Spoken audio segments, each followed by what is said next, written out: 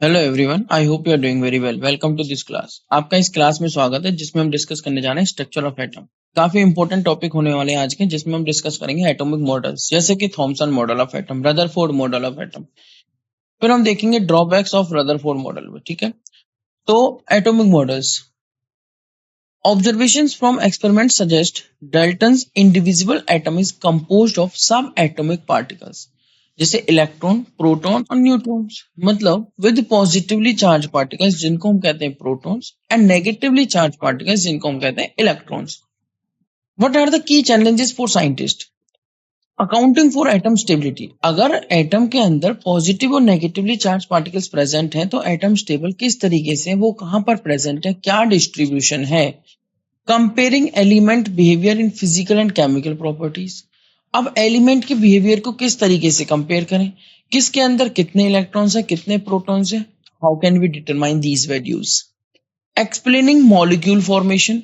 जो molecules form होते हैं H2O2 या फिर जो मॉलिक्यूल्स ऑफ कंपाउंड्स फॉर्म होते हैं like CH4, NH3, H2O etcetera, किस तरीके से फॉर्म हो रहे हैं, क्या वे है, क्यों फॉर्म हो रहे हैं। ठीक है, understanding electromagnetic radiations absorptions and emission by atoms.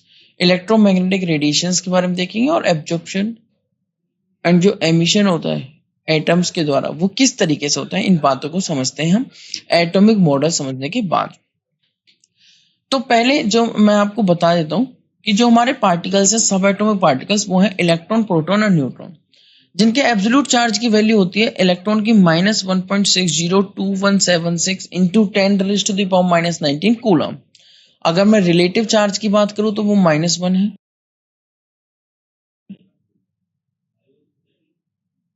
In kilogram की बात करूं तो 9.109382 इंटू 10⁻⁻31 किलोग्राम। मास इन यूनिफाइड मास की टर्म में बात करूं सो -0.000548 यू, और अप्रोक्स मास की बात करूं यू में तो वो है 0। मतलब इलेक्ट्रॉन के मास को नेग्लिजिबल मान लिया जाता है। अगर मैं मास ऑफ प्रोटॉन की बात करूं, पहले चार्ज की बात करूं तो प्रोटॉन का सिंबल जो होता है वो स्मॉल p होता है। चार्ज की बात करूं तो एग्जैक्टली मैग्नीट्यूड सेम रहता है but opposite in sign as like electron. So sign is plus 1.60217 into 10⁻⁻19 coulomb. Relative charge is +1 and mass in kilogram is 1.6726216। ठीक है, into 10⁻⁻27 kilogram is the mass of proton. 1.007276 U is the mass of proton and approx mass is in unified mass is 1. For neutron, neutron मतलब आप समझ सकते हैं neutral, and symbol is small n. Absolute charge in kilogram is 0. Relative charge is 0. Mass in kilogram is 1.674927 into 10⁻⁻27 kilogram. Mass in U is 1.008665 and approx mass we can say is 1. ठीक है, so neutron is a little bit heavier than proton. Different atomic models were proposed to explain the distribution of these charged particles in an atom। कि भाई ये charge जो particles हैं, electron है, proton है, neutron है, इनकी डिस्कवरी तो हो गई बट ये एटम में कहाँ प्रेजेंट है, किस तरीके से प्रेजेंट है, इसके लिए डिफरेंट एटॉमिक मॉडल्स दिए गए। ठीक है, to explain the distribution of charge particles in an atom including J.J. Thomson model and Ernest Rutherford model. मैं रिपीट करता हूं अपने पॉइंट को, including J.J. Thomson model and Ernest Rutherford model of atom. जैसा कि आप यहां पर देख सकते हैं, पहले मैं एक बार आपको ऑयल ड्रॉप मेथड समझा देता हूं। In this oil drop methods, in this method oil droplets in the form of mist, ठीक है, यहां से एक एटमाइजर लिया जाता है, यहां से मिस्ट की फॉर्म में ऑयल ड्रॉपलेट्स छोड़ी जाती है। Produced by the atomiser were allowed to enter through a tiny whole.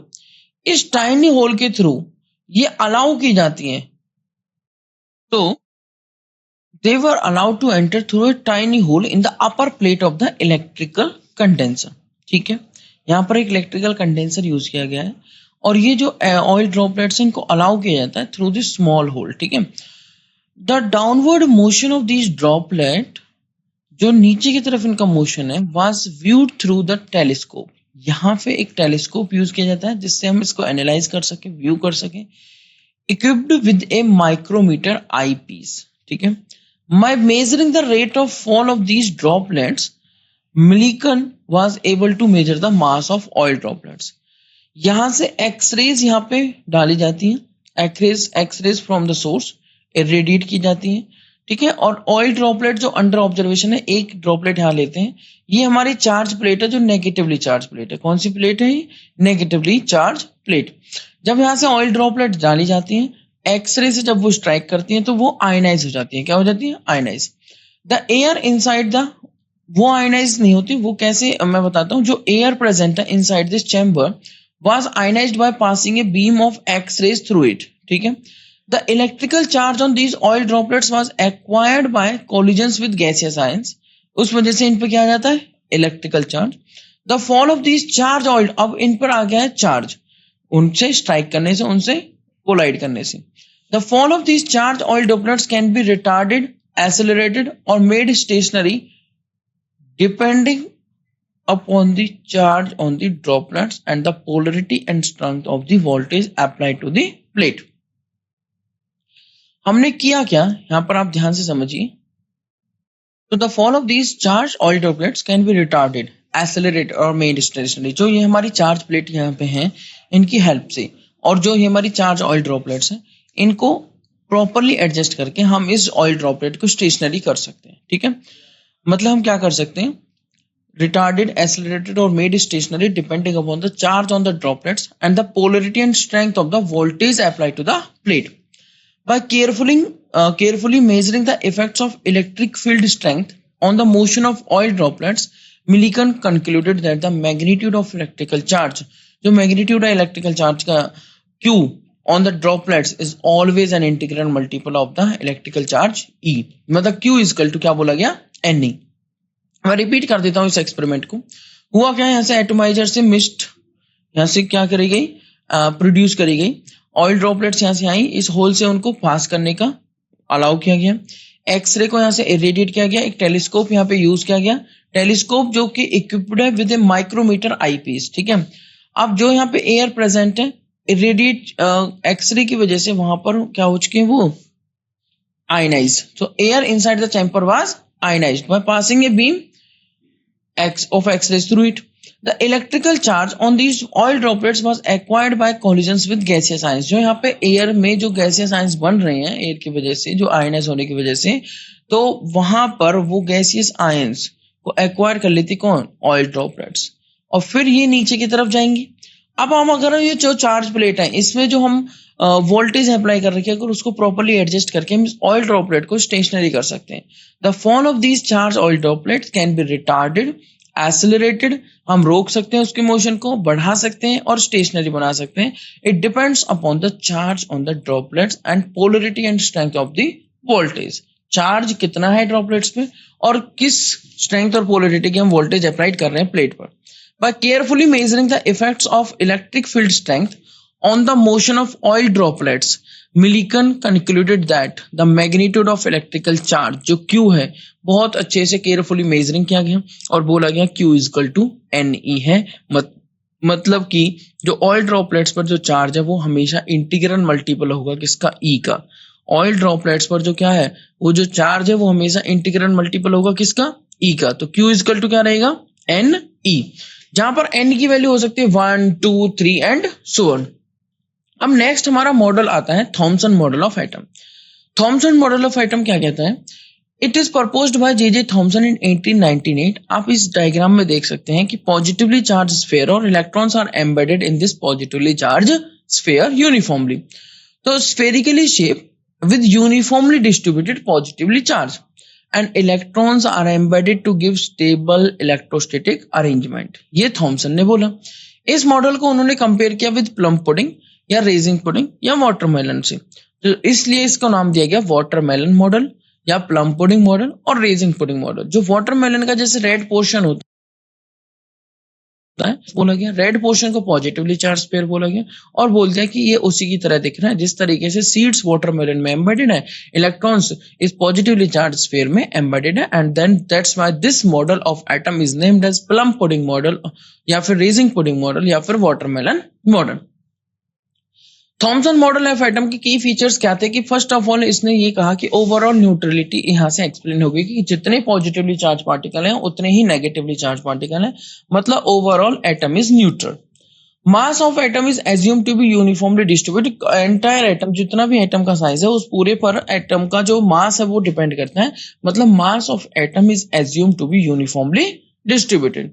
Inconsistent with later experimental results, but बाद में जो एक्सपेरिमेंट हुए जैसे कि हमारे रदरफोर्ड मॉडल या गोल्डफॉयल एक्सपेरिमेंट, उनके लिए ये इनकंसिस्टेंट था, उनको प्रूफ नहीं कर पाए थे। ठीक है, अब एक छोटी सी टर्म आती है रेडियो एक्टिविटी, बट इंपॉर्टेंट है।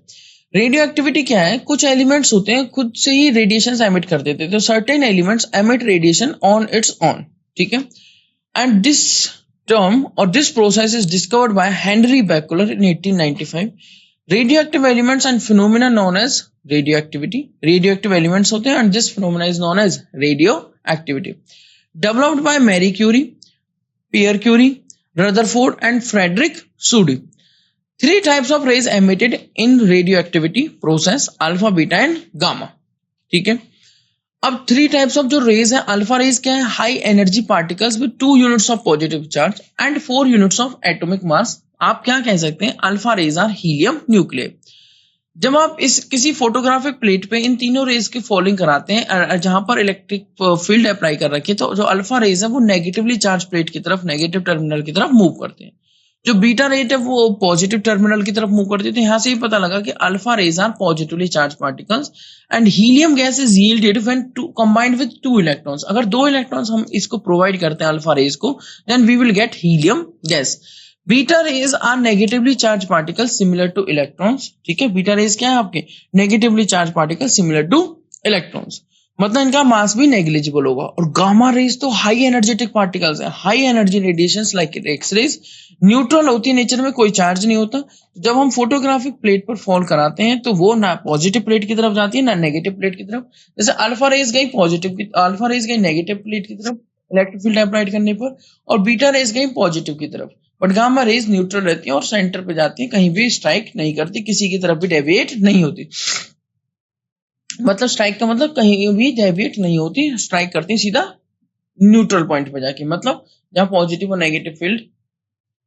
आप ये समझिए, पॉजिटिव की तरफ कौन गई? बीटा रेज, नेगेटिव की तरफ कौन आई? अल्फा रेज, और गामा रेज गई स्ट्रेट।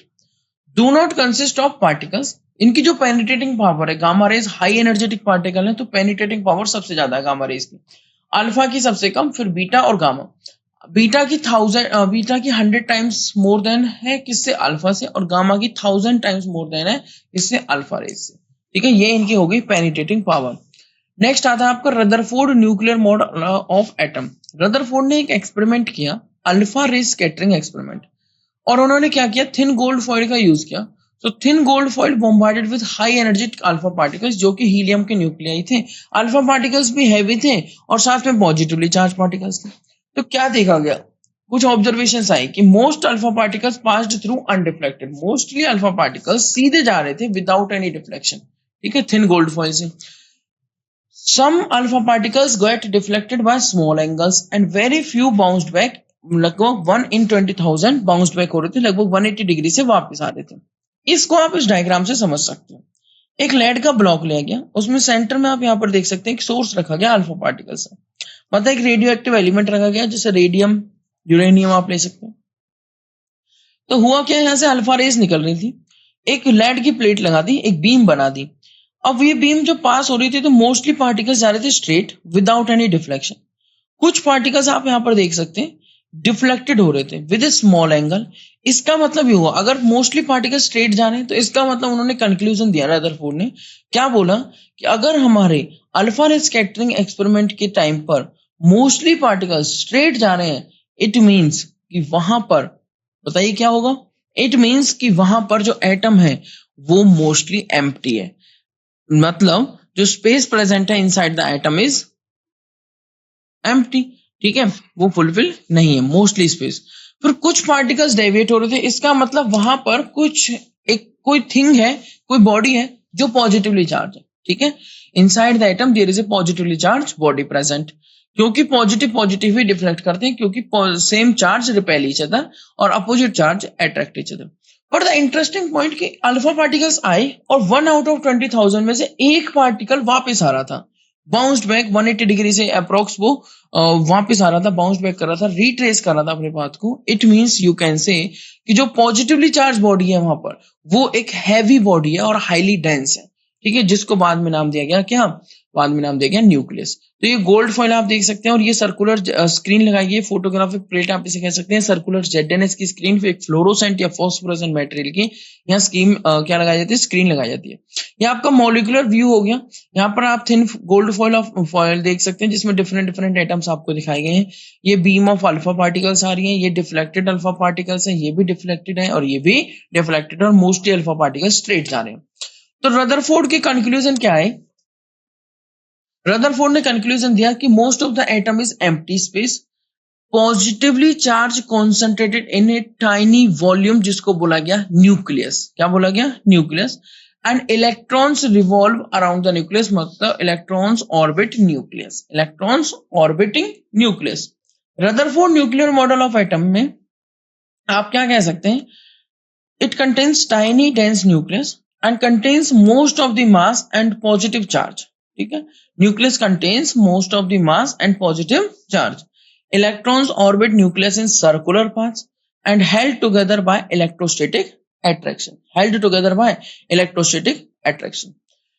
अब इंटरेस्टिंग पॉइंट एक और था, वो भी मैं आपको बताऊंगा रदरफोर्ड की ड्रॉबैक्स की फॉर्म में, बट उससे पहले एक देख लेते हैं atomic number and mass number जैसे स्मॉल टर्म्स।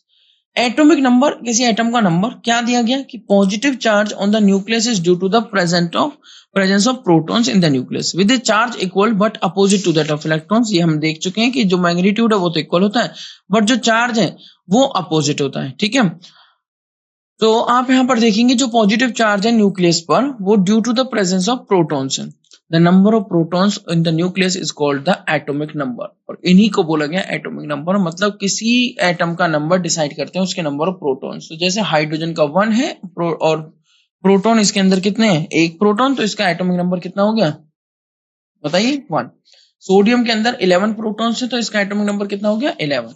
जो एटॉमिक नंबर है उसको डेजिग्नेट किया जाता है कैपिटल Z से। ठीक है, जैसा कि आप यहां पर देखेंगे, to maintain electrical neutrality the number of electrons in an atom equals the number of proton.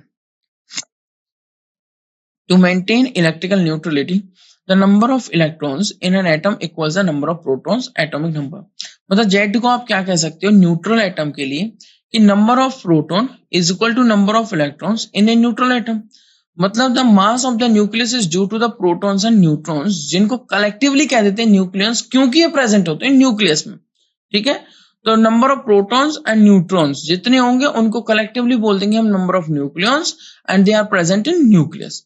The total number of nucleons is called mass number। और जितने न्यूक्लियॉन्स हैं मतलब जितने नंबर ऑफ प्रोटॉन्स और नंबर ऑफ न्यूट्रॉन्स हैं उसको हम कह देंगे mass number of that atom, represent करेंगे कैपिटल A से।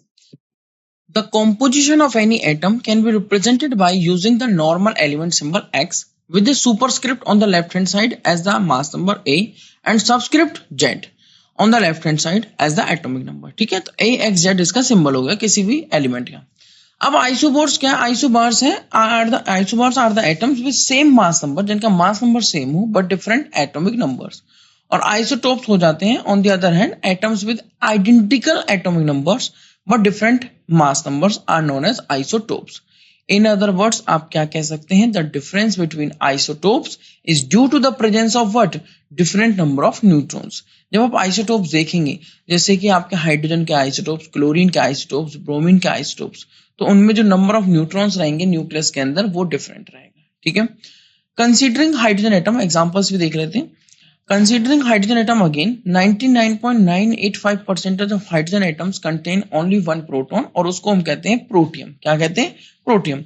The rest of the percentage of hydrogen atom contains 2 other isotopes. एक होगा आपका 1 प्रोटॉन 1 न्यूट्रॉन के साथ, जिसे हम कहेंगे ड्यूटेरियम, जिसकी परसेंटेज है बहुत कम 0.0 15%, and the other one possessing one proton and two neutron is called tritium. ठीक है.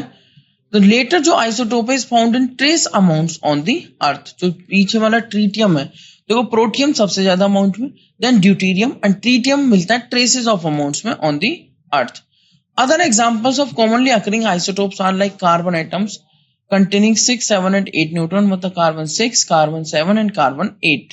ठीक है, कार्बन एक में 6 न्यूट्रॉन है, एक में 7 न्यूट्रॉन है, एक में 8 न्यूट्रॉन है, बिसाइड 6 प्रोटॉन्स, और सभी में 6 प्रोटॉन्स है. राइट. अगर सभी में chlorine atoms containing 18 and 20 neutrons besides 17 proton. तो सभी में अगर 6 प्रोटॉन है तो मास नंबर डिफरेंट हो गया कार्बन वालों का. एक हो गया कार्बन 6C12, एक हो गया 6C13 और एक हो जाएगा 6C14. उसी तरीके से क्लोरीन एटम की बात करूं तो एक हो जाएगा 17 क्लोरीन 35 और एक हो जाएगा 17 क्लोरीन 37. ठीक है, तो ये हमारे क्या होते हैं, आइसोटोप्स होते हैं किस क्लोरीन के. Finally, it is important to mention regarding isotopes that the chemical properties of atoms are controlled by the number of electrons, which is determined. अगर number of electrons different है, जिनको determine किया जाएगा by the number of protons in the nucleus. The number of neutrons present in the nucleus has very little effect, क्योंकि वो nucleus में deep seated है, on the chemical properties of an element. Therefore, all the isotopes of a given element show the same chemical behavior. क्योंकि isotopes के case में होता क्या है, नंबर ऑफ न्यूट्रॉन्स डिफरेंट होते हैं. ठीक है, और एटॉमिक नंबर सेम रहता है, मास नंबर डिफरेंट रहता है. अगर एटॉमिक नंबर सेम है और एटम न्यूट्रल है तो इसका मतलब नंबर ऑफ इलेक्ट्रॉन्स भी सेम है. और मेजरली जो प्रॉपर्टीज डिसाइड की जाती हैं, केमिकल प्रॉपर्टीज, वो कंट्रोल की जाती हैं due to the variation in number of electrons, मतलब इलेक्ट्रॉन्स के थ्रू. क्योंकि यहाँ पर कोई चेंज ही नहीं है इलेक्ट्रॉन्स में, तो therefore all the isotopes of A given element show the same chemical behaviour. अब एक अगर कैलकुलेशन देखें, calculate the number of protons, neutrons and electrons in 80 Br35. एकदम सिंपल है. जो ऊपर वाला होता है उसे हम बोलते हैं मास नंबर, जो नीचे लिखा होता है सबस्क्रिप्ट में उसे atomic number. And this species is neutral, तो number of protons number of electrons के इक्वल है और जेड हो जाता है 35. और नंबर ऑफ न्यूट्रॉन्स हम निकाल सकते हैं 80 - 35, मतलब a - z करके 45. क्योंकि जो न्यूक्लियस के अंदर प्रेजेंट होता है वो होते हैं number of protons plus number of neutrons, और जिनको कंबाइनली हम बोल सकते हैं collectively number of nucleus. Next question आता है कि number of electrons, protons and neutrons in a species are equal to 18, 16, 16 respectively. Assign the proper symbol to the species. अब सारी चीजें आपको दे रखी है. एटॉमिक नंबर इसका हो जाएगा but 16. Atomic number is equal to the number of protons, चाहे एटम न्यूट्रल है या नहीं है. The element is sulphur, S हो जाएगा, जिसका एटॉमिक नंबर होता है 16. एटॉमिक जो मास नंबर अगर हम निकालें तो वो number of protons plus number of neutrons, मतलब कलेक्टिवली नंबर ऑफ न्यूक्लियस के इक्वल होता है, जो कि 16, 16 दे रखे हैं. सो 32 will be the mass number of sulphur atom या एलिमेंट.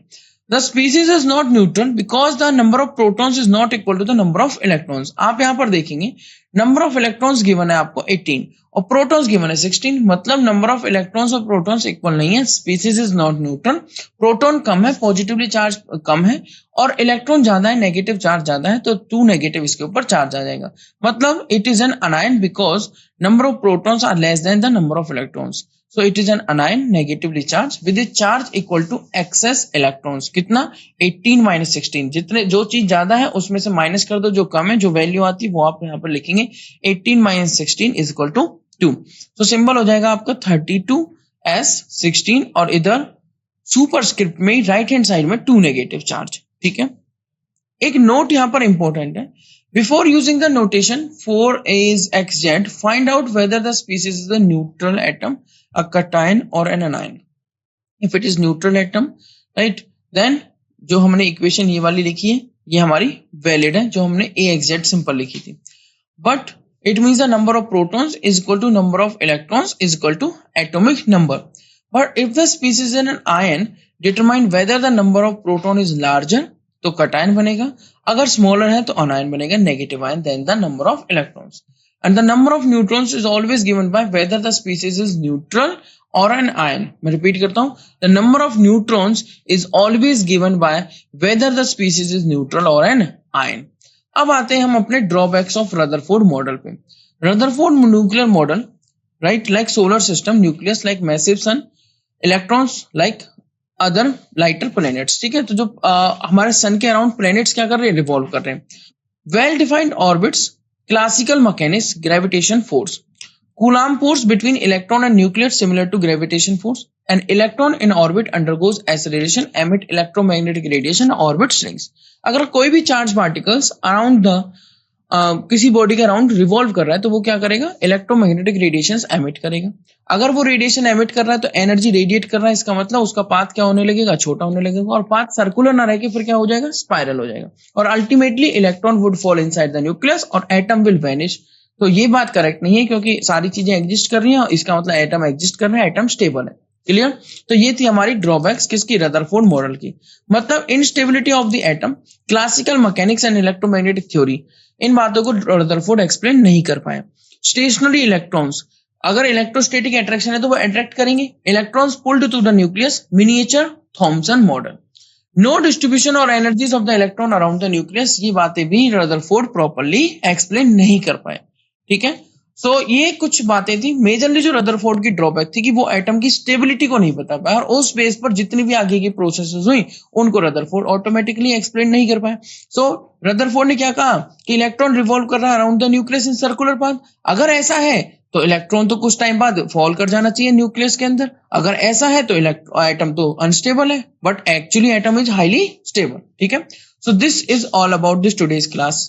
ठीक है, यहाँ पर आज हमने जो कवर किए वो एटॉमिक मॉडल्स कवर किए, Thomson model of atom, Rutherford model of atom, कुछ बेसिक टर्म्स जैसे atomic number, mass number, isotopes, isobars. Okay everyone, so thank you so much.